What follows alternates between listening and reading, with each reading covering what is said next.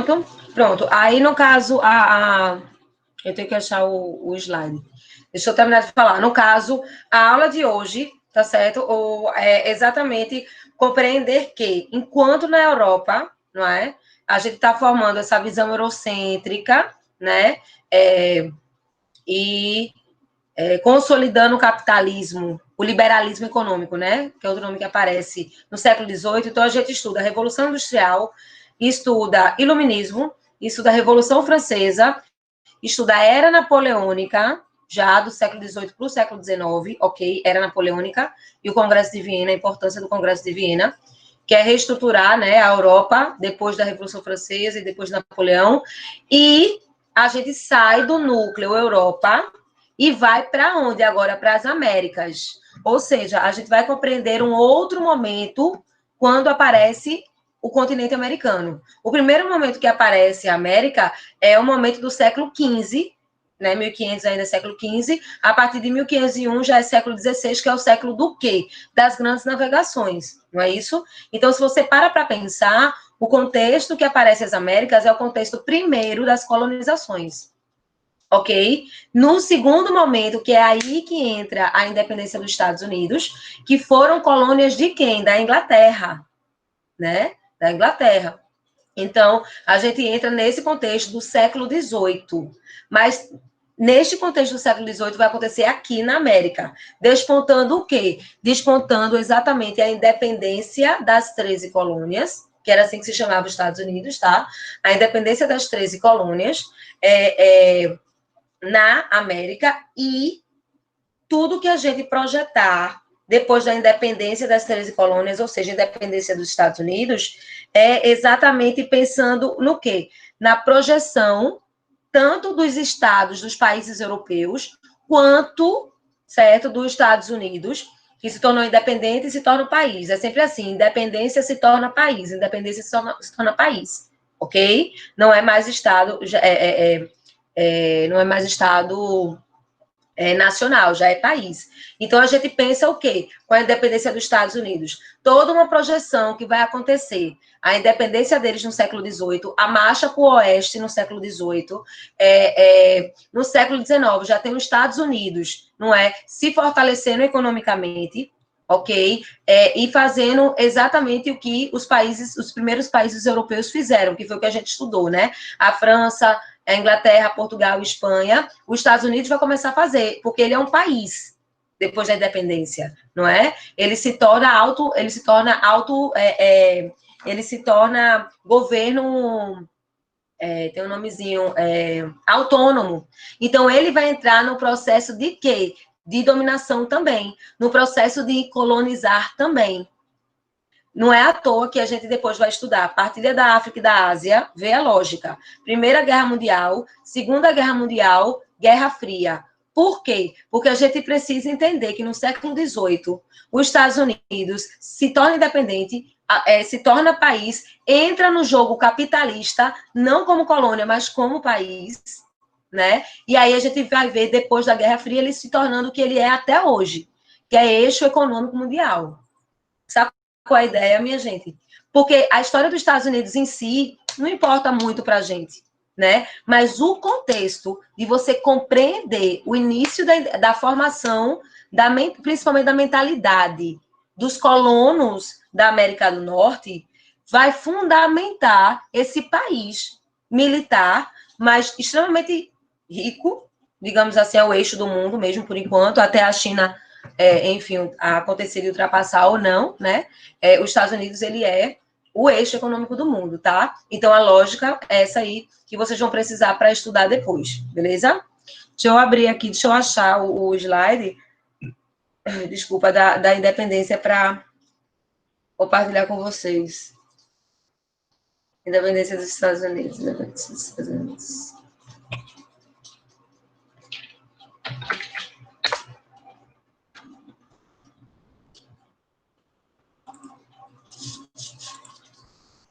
Eita.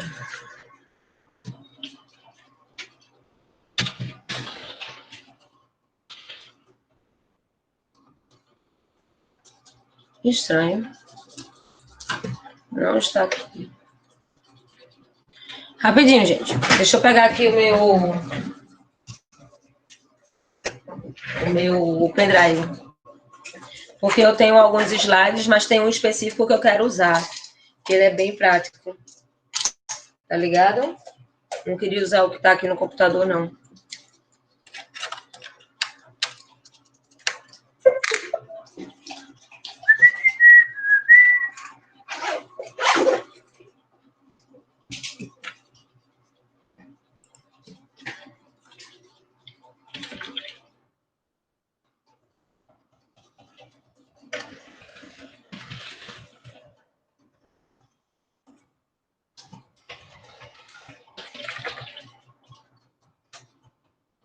Como assim? Não, Segunda Guerra Mundial, não.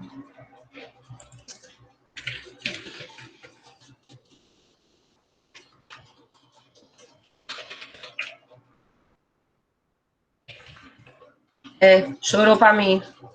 Não tá nesse slide, eu também não vou perder tempo procurando. Vai o que tem aqui. Independência dos Estados Unidos, eu acho que é esse.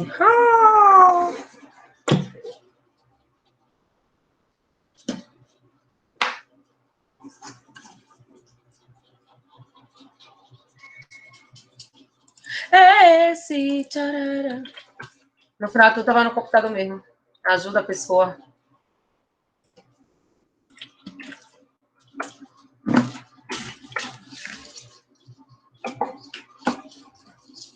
Pronto, eu vou compartilhar com vocês, viu, galera? Para a gente começar a pensar aí os processos dos Estados Unidos, que, na verdade, no contexto geral, traz para a gente o quê? O posicionamento da primeira independência na América. Só para salientar, né? Depois da independência dos Estados Unidos, acontece a independência do Haiti. Haiti não fica na África. Eu já peguei alguns alunos pensando dessa forma. Apesar da miséria, da quantidade de pessoas negras, não é o que não faz um africano, né? A África não é necessariamente pessoas negras, mas porque o Haiti, como uma ilha caribenha, né?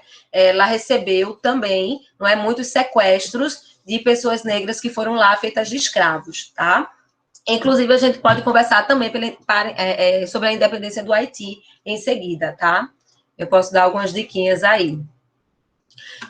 Pronto, gostaria de saber se vocês estão vendo o slide da independência, sim? Estão conseguindo ver? Sim. Sim. Todo mundo vendo? Maravilha. Então, vamos lá. Tá? Vamos lá. A primeira coisa que a gente vai entender, na verdade, eu já expliquei, que é o conceito de se estudar a independência dos Estados Unidos, que é o primeiro lugar aqui na América a fazê-lo. A segunda coisa é entender as pessoas que foram os colonos, tá? Os colonos que vieram aqui para a América do Norte, né, para colonizar, eles já vinham de uma situação de lugares aonde a centralização do poder, aonde a importância de se pensar o absolutismo e a importância de pensar a separação dos poderes, por exemplo. Eles vieram de lugares onde existia já a concepção de representação daquele grupo, que é uma representação jurídica, tá certo? Eles vêm, obviamente, né, de uma Europa onde já tinha despontado o sentimento iluminista, que é um sentimento o quê? Antropocêntrico, ok? Mas o que, que acontece? As pessoas que vieram para cá vieram de vários lugares da Europa, desde o Oriente da Europa, tá certo? Até, tipo, holandeses, franceses, ingleses, também tiveram espanhóis em menor escala, portugueses em menor escala, tá certo? Mas a gente vê muitas pessoas, então, ali da Holanda para cá também, enfim. E muitos puritanos. As pessoas chegaram aqui, inclusive, tem um fato chamado navio Pacto Mayflower. May é de maio, o mês de maio em inglês, e flower é flor, né? Que é exatamente uma ideia que acontece para projetar exatamente o entendimento de quem eram essas pessoas que aqui não seriam colonos. Então, vieram muitos puritanos, ou seja, pessoas que eram protestantes, que tinham valor, seu próprio valor, e o valor dos seus produtos no trabalho. entendeu? Além de toda uma ideia iluminista, que pesava mais num canto do que a outro. Então, as pessoas que vieram aqui, eles entendiam que eles eram colonos, mas eles não se entendiam como submissos. Então, a gente vê, dentro da América do Norte, a América do Sul, não é, se tornar produtora, assim, enfim, de chás, de algodão, enfim, de pecuária, de produção, ok, gente, de produção.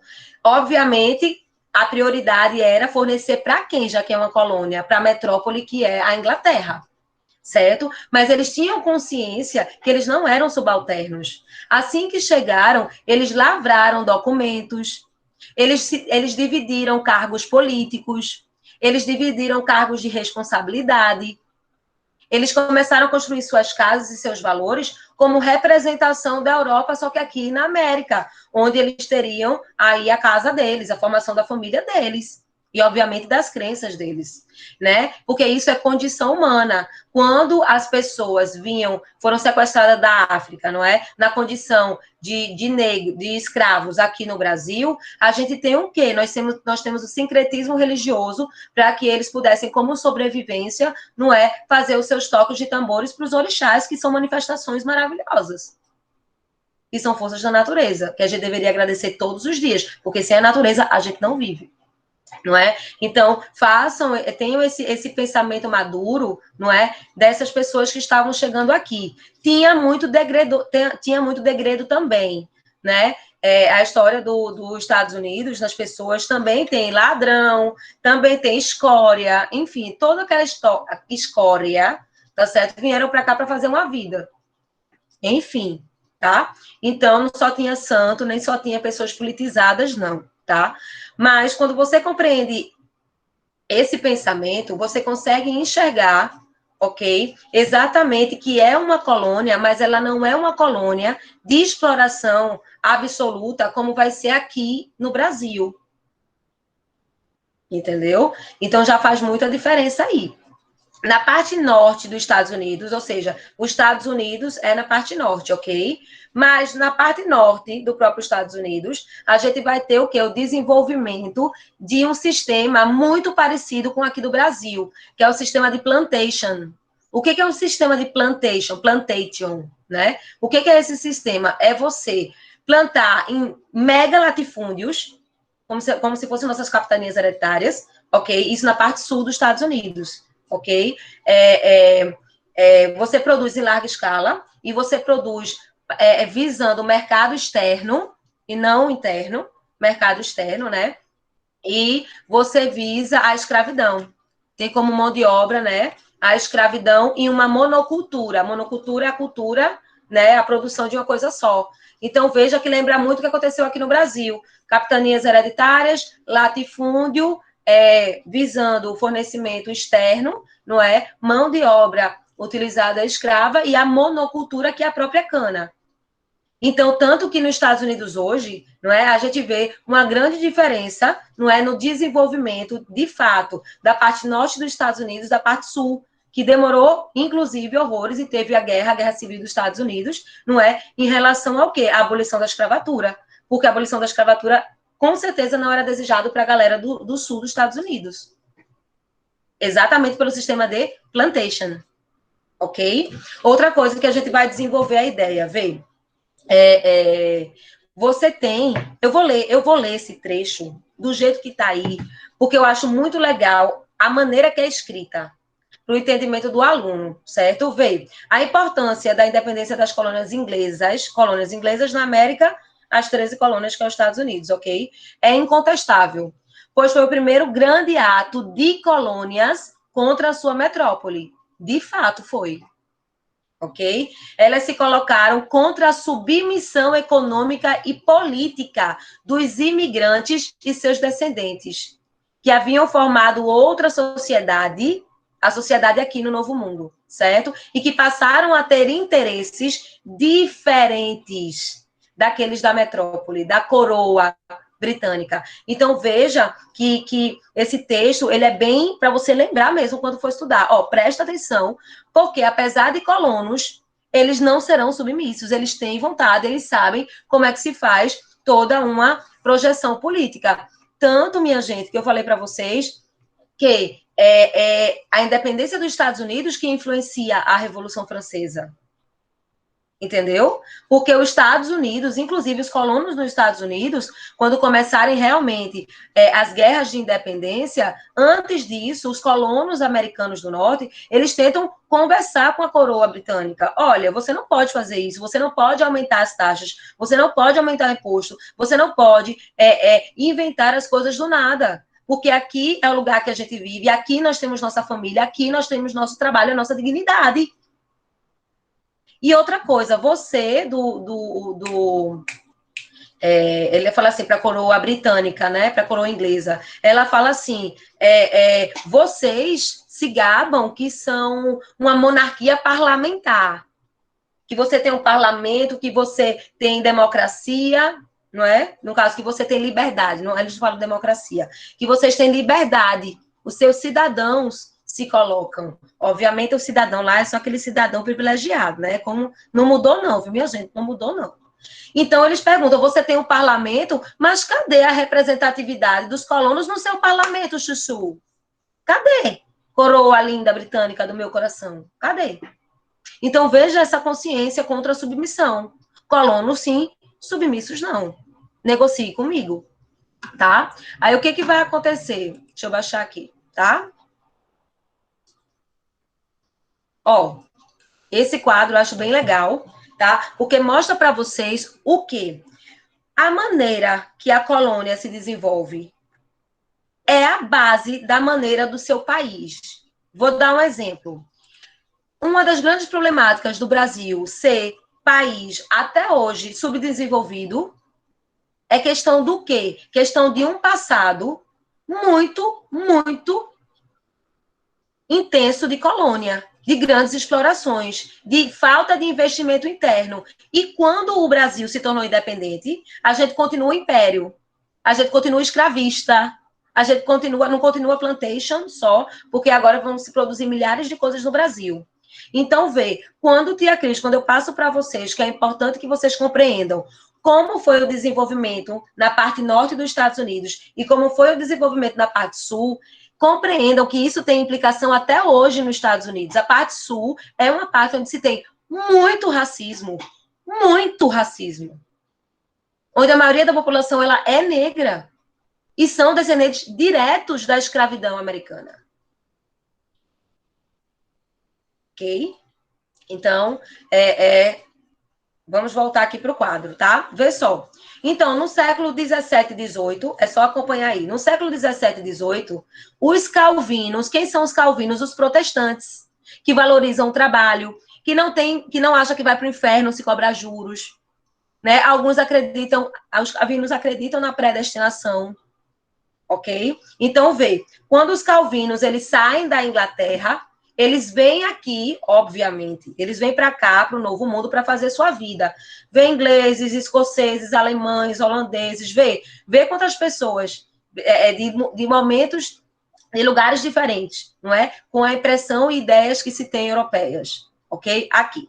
Aí, o que acontece? A parte norte vai ser pensada muito como desenvolvimento de povoamento. A parte sul, ela vai pensar de outra maneira, de exploração e plantation. Não é que na parte norte dos Estados Unidos não tivesse exploração, não, viu? E não tivesse escravidão, tinha. A questão é que a forma de desenvolvimento na parte norte, ela vai ser menos escravista e muito mais tecnológica. Tipo, a Revolução Industrial, quando começar a acontecer na Inglaterra, os grandes visionários estão na parte norte dos Estados Unidos e não na parte sul. Pá! Que a parte sul é muito parecido com aqui o Brasil. Grandes proprietários de terra, grande latifúndio, muita mão de obra escravista. Ok? Então, vamos lá. A parte norte você tem policultura, então já não pode ser plantation, porque plantation é monocultura. Você tem a policultura, você tem pequenas propriedades familiares, certo? E você tem muitos e muitos trabalhadores liberais. Aqui aparece atividade realizada por artesãos, mas a gente amplia isso. Na verdade, a parte norte dos Estados Unidos vai ter muito profissional liberal, trabalhando para si também, desenvolvendo, fazendo algum empreendimento. ok? E, obviamente, a parte norte, como tem policultura e vai ser incentivado, não é? A se ter várias unidades familiares, unidades de produção familiar, então vai aquecer muito o mercado interno, sabe? Então, eles são colonos sim, mas eles pensam no mercado interno, fortalecer a cidade, fortalecer o bairro, fortalecer, enfim, fazer o fortalecimento interno do novo mundo, não só enriquecimento da metrópole. Aí, quando você pensa o desenvolvimento da parte sul, como eu já disse a vocês que é uma plantation, não é? Obviamente, o mercado externo é que vai ser valorizado. Porque é para isso que serve a colônia. Para valorizar quem? Para enriquecer quem? O mercado externo. E investir pouco ou não investir no desenvolvimento interno. Porque é colônia. Quando na vida um monarca vai querer, um colonizador vai querer desenvolver a própria colônia? Desenvolver a elite dentro da colônia? Porque é isso que acontece. Você tem as coroas, não é? Que são as metrópoles, mas dentro da colônia vão se formar os grupos de proprietários de terra, a elite da colônia.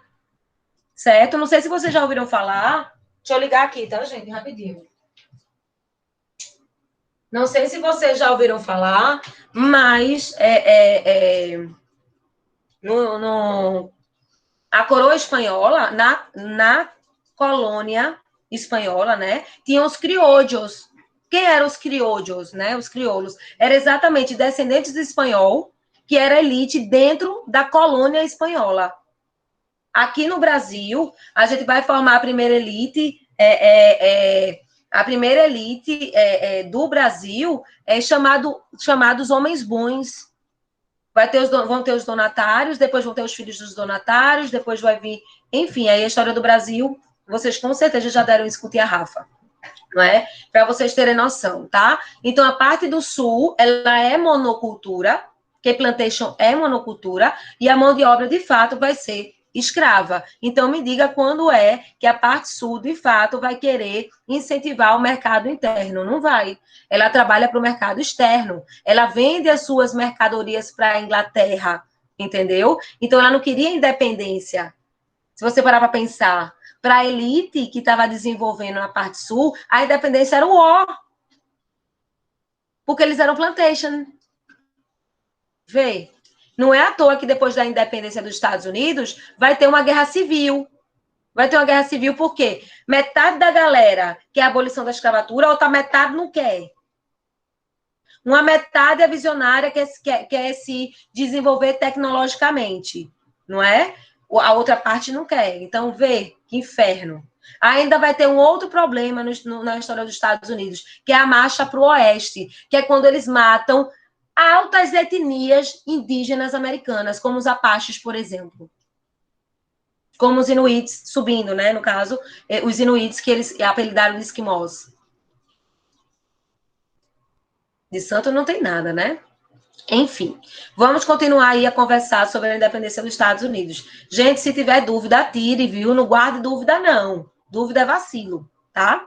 Então, vamos lá. Trabalhando, né, a vida nas colônias, eu gostaria que vocês...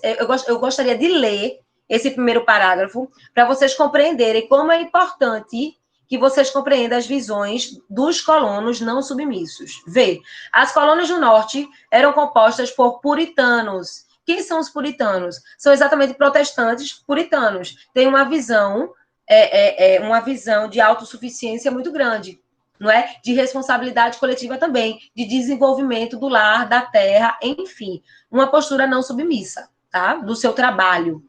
Aí vem, as colônias do norte eram compostas por puritanos que se sentiam obrigados a abandonar a Inglaterra pela imposição da religião contrária a deles, pela dinastia dos Stuart. Ou seja, na Inglaterra, quem vai estar no trono é a família Stuart. E a família Stuart é o quê? Católica. Católica, exatamente. Ela é católica. Tanto que quando tiver, isso é até uma dica, tá? É um consenso geral. Aonde tem guerras religiosas, vão haver muitas imigrações. Então, os puritanos não ficam lá. Eles vêm aqui para o Novo Mundo, tá? Aí vê, os ingleses recém-chegados aqui na América, né, afirmavam que estavam cumprindo um dever divino, de ocupar a terra, de procriar e levar a palavra.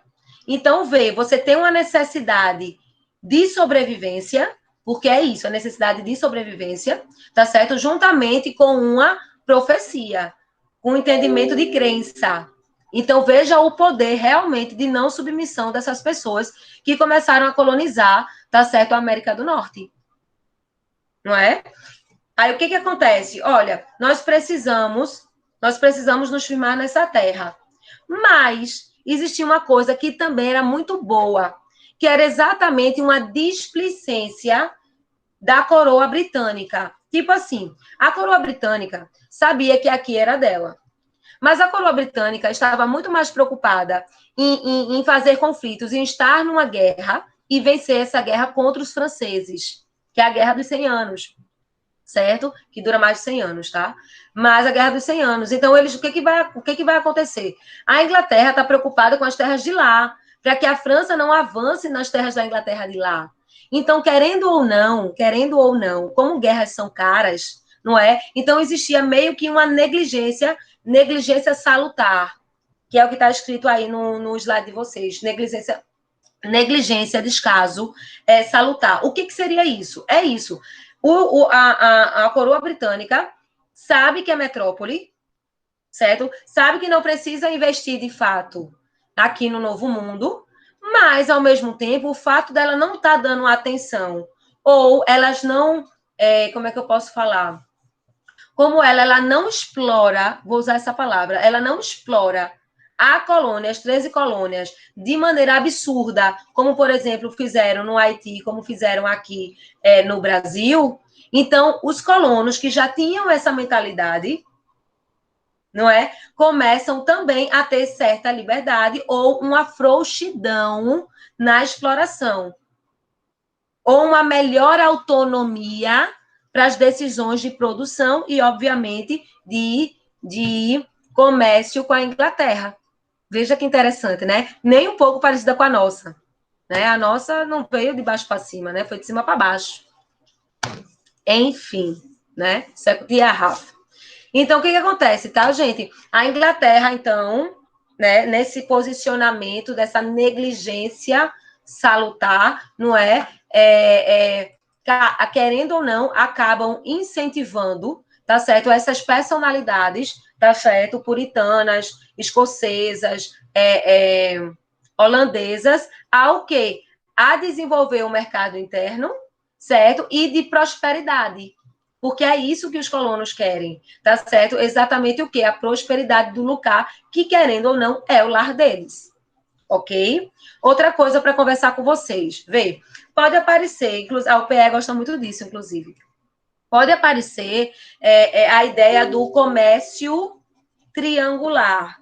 Comércio triangular. O que é o comércio triangular? É exatamente o que se produz no Brasil e o que se recebe, o que se produz na América do Norte e se recebe, e o que produz e o que se recebe, enfim, na Europa. Então, o comércio triangular é exatamente o comércio que junta as necessidades de exploração, tá certo? E as necessidades de fazer dinheiro, de usar o mercantilismo. Olha que interessante, o comércio em triangular é a prática do mercantilismo, das grandes navegações entre a África, a Ásia e a América. Ou, desculpa, a Ásia não.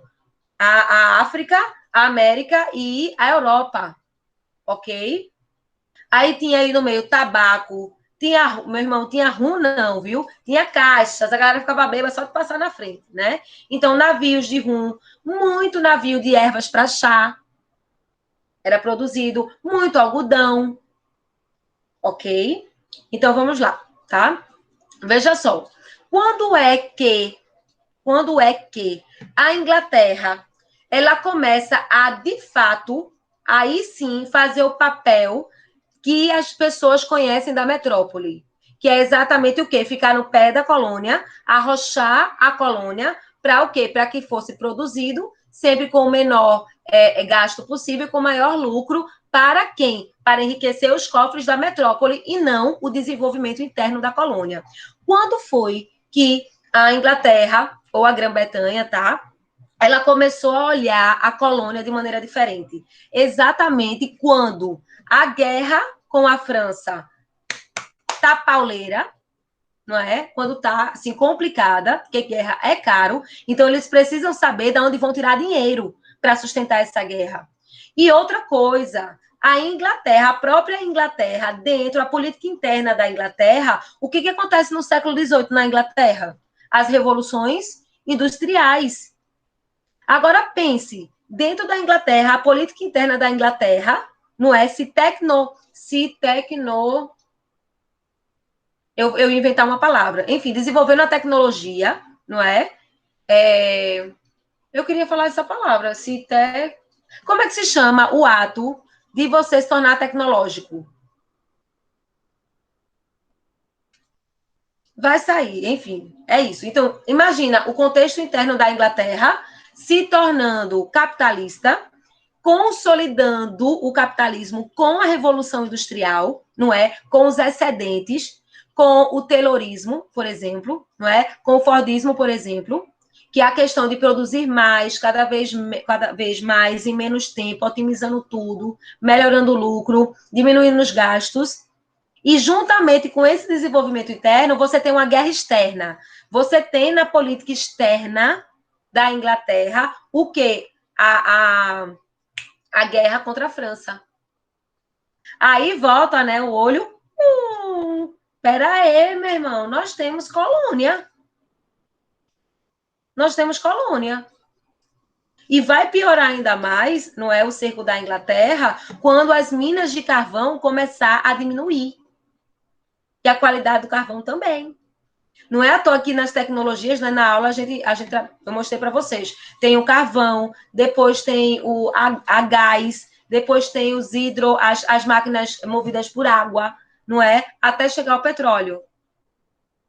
Saca a ideia? Pronto. Então, é muito importante que vocês compreendam o que é o comércio triangular e a importância de quando é que a Inglaterra olha para os Estados Unidos, olha para as 13 colônias e diz, não, bem, agora eu preciso aumentar imposto, aumentar as taxas, eu preciso fazer novos acordos comerciais para que eu lucre mais.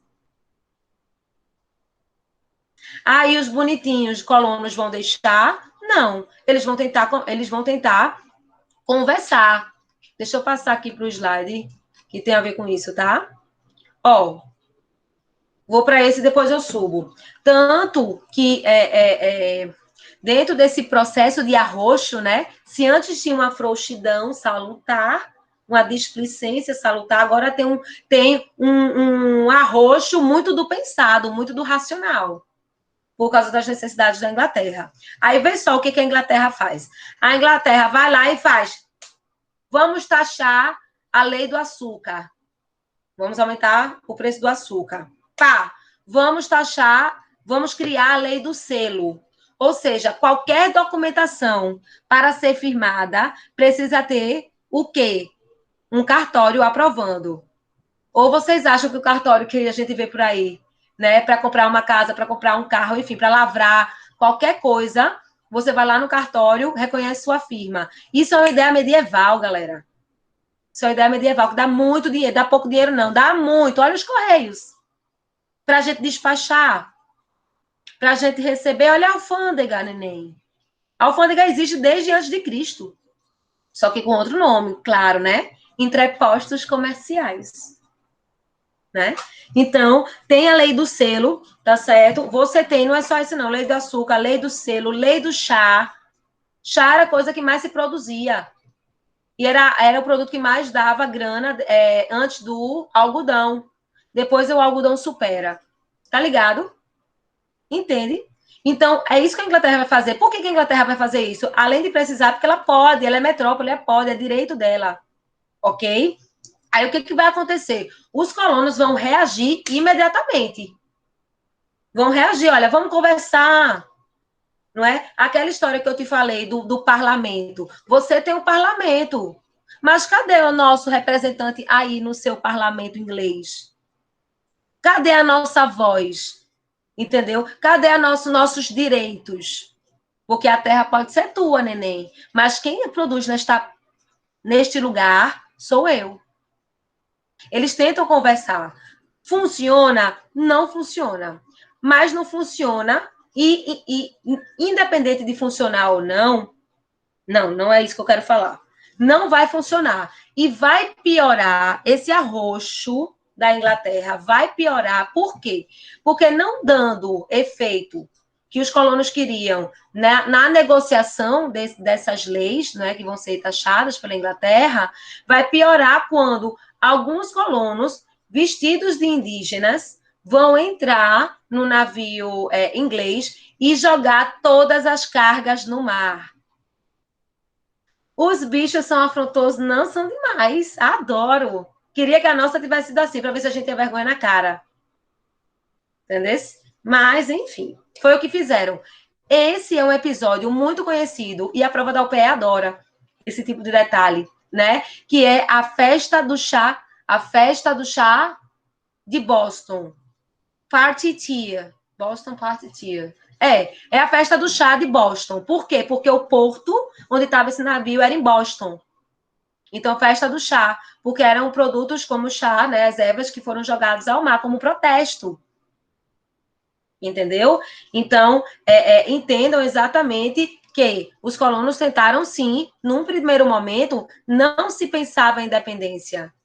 No primeiro momento, não se pensava em independência, ok? Então, tenha isso na cabeça. Depois que a Inglaterra soube o que aconteceu, óbvio, não é? O que acontece? Vai piorar. Ela vai não só não retirar as leis, mas como ela vai piorar, deixar elas mais intensas e mais caras.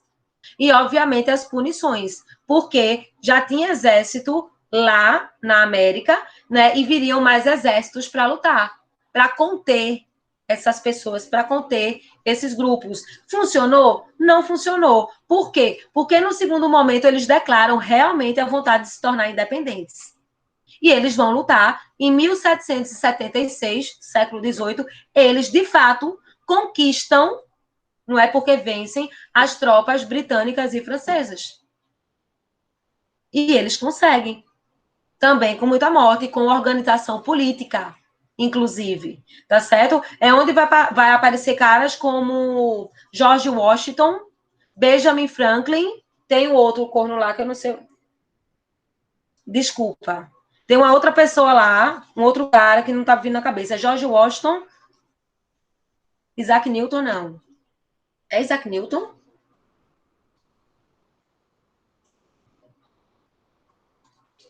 Eu odeio quando esqueço o nome. É George Washington, Benjamin Franklin. Vai sair no decorrer da aula. Enfim, é aí que vão acontecer o quê? Tá? Depois que a Inglaterra, vou voltar à aula, depois que a Inglaterra, então, sabe dessa festa do chá de Boston, né? Dessa manifestação, ela vai piorar e intensificar as leis, né? Os impostos. Aí o que acontece? Os americanos, não é? Chamam este momento de leis intoleráveis. Leis intoleráveis. Ou seja, neste episódio das leis intoleráveis, é que pessoas como essas que eu te falei, mais outras pessoas, tá certo? Se juntam e formam o quê? O primeiro Congresso da Filadélfia e o segundo Congresso da Filadélfia. Ou seja, um lugar na América chamado Filadélfia. Lá vão ter um encontro de pessoas importantes da colônia, seja representante do norte, seja representantes do sul. Exatamente para pensar o quê? A independência. Uma galera do sul não vai querer, principalmente os grandes proprietários de terra da plantation. Mas existiam outros caras, né, com outras funções, com outras vidas, com outros comércios, enfim, tá certo? Na parte sul, que super apoiaram não só a independência, o processo de independência, mas depois apoiar, inclusive, a abolição da escravatura nos Estados Unidos da América. Ok? Então, vê.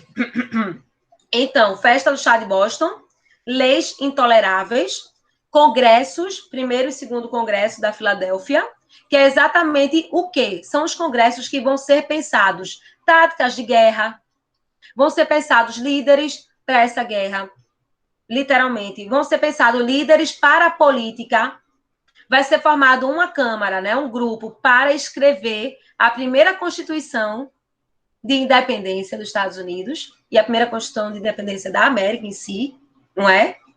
Com princípios liberais, com princípios iluministas, liberais, de igualdade jurídica, de propriedade privada, que tem que ter, né? Tem que garantir a propriedade privada, lógico, né?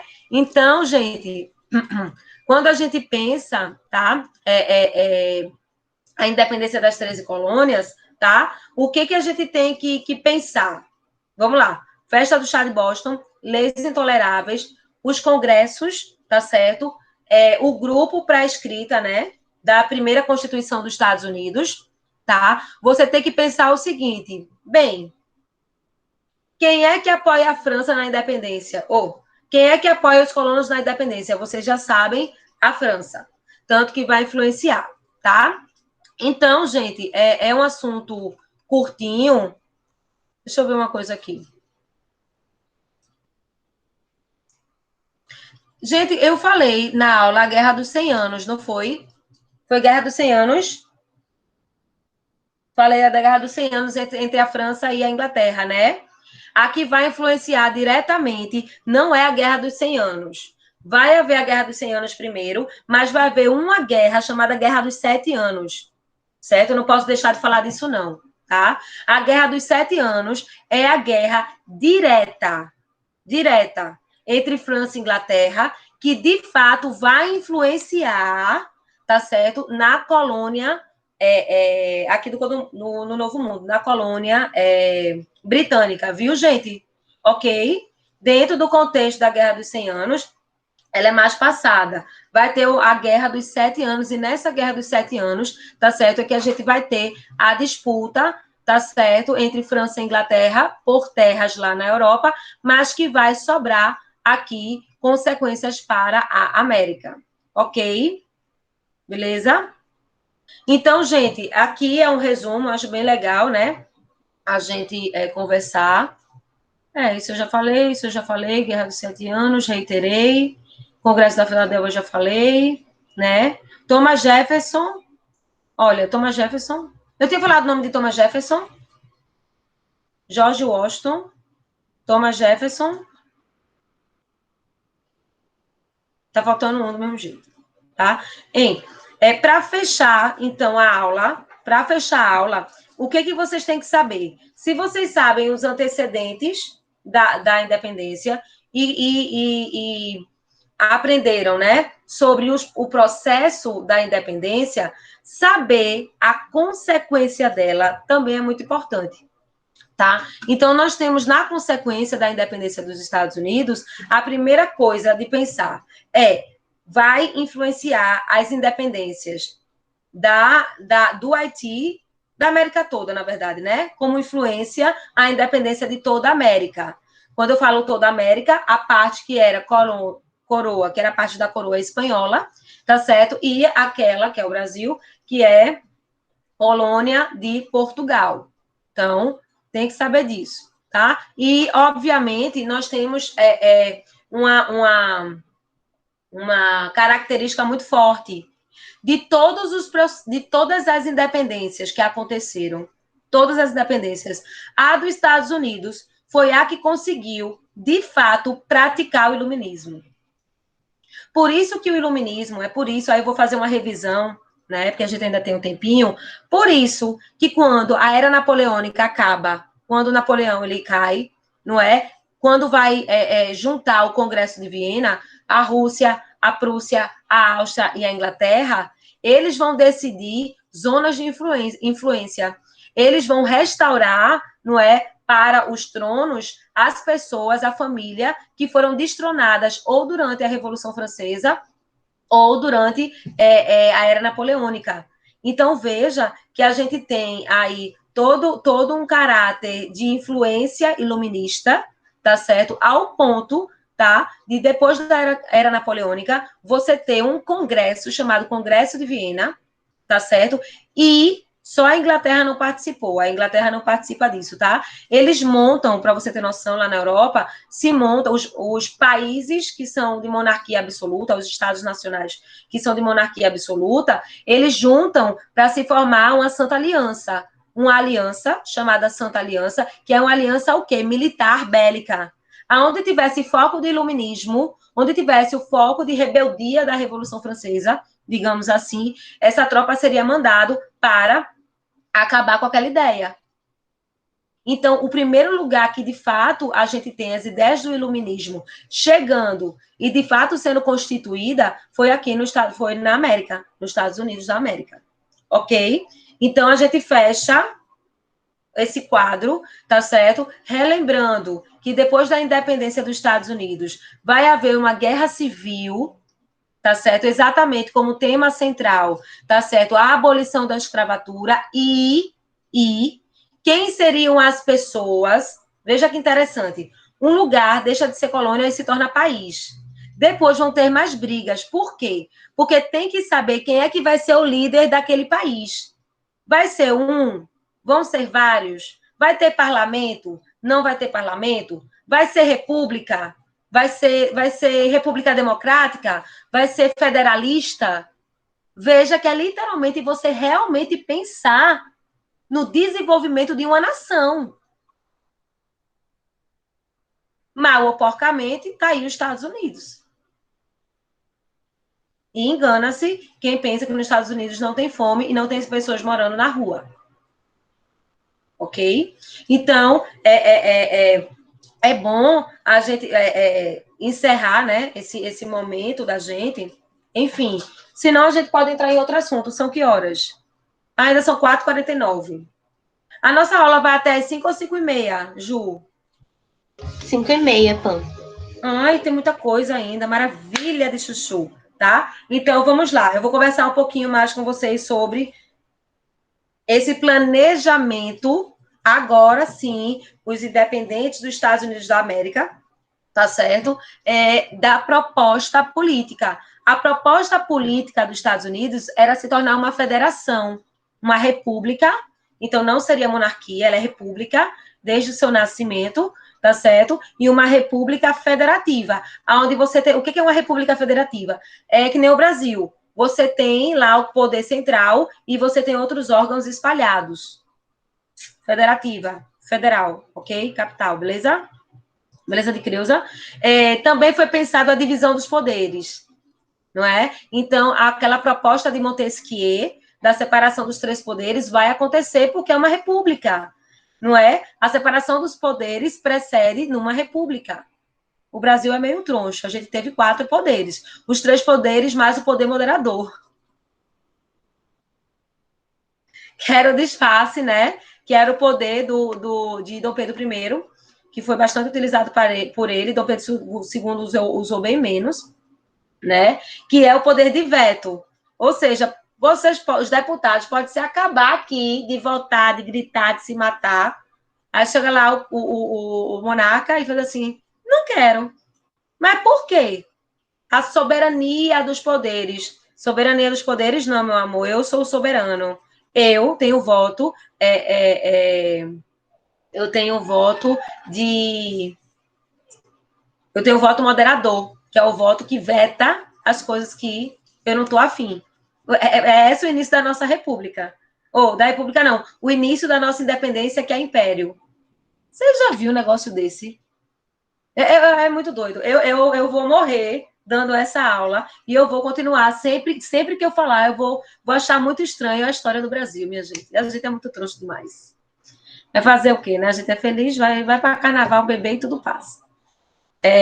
Divisão dos poderes, sim, obviamente, se tem divisão dos 3 poderes, então é uma Constituição e será um país liberal,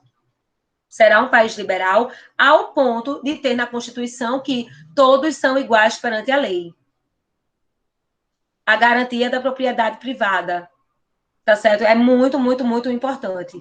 Direito à liberdade, direito à igualdade e direito à quando fala fraternidade, é, na verdade, viver no local onde as coisas funcionem de fato, para que as coisas aconteçam, se desenvolvam, evoluam, não é? Se enriqueça mais a sua própria nação, tá? O voto, apesar da lindeza da Constituição dos Estados Unidos, o voto será censitário. Num primeiro momento, o voto é somente só para aquela elite, tá certo, que podia pagar voto censitário. E só voto de macho. Mulher não, para variar. Porque nós, mulheres, conquistamos nossos direitos. Depois, não é? Foi derrubado primeiro o voto censitário, aberto o voto para os homens em geral, independente da grana, e depois, com muita conquista, a mulher, então, começa a votar. Beleza? Gente, não tem muito mais do que falar sobre esse assunto. Esses são os pensamentos bem práticos. Eu gostaria de saber o seguinte: alguém que tem estudado história tem dúvida de algum assunto que queira tirar? Alguma dúvida? Pera. Que porventura tenham? Porque a gente pode pegar esse papo. Gente, eu vou pegar uma água para mim, tá? Eu tô morrendo de sede. Vice? Rapidinho.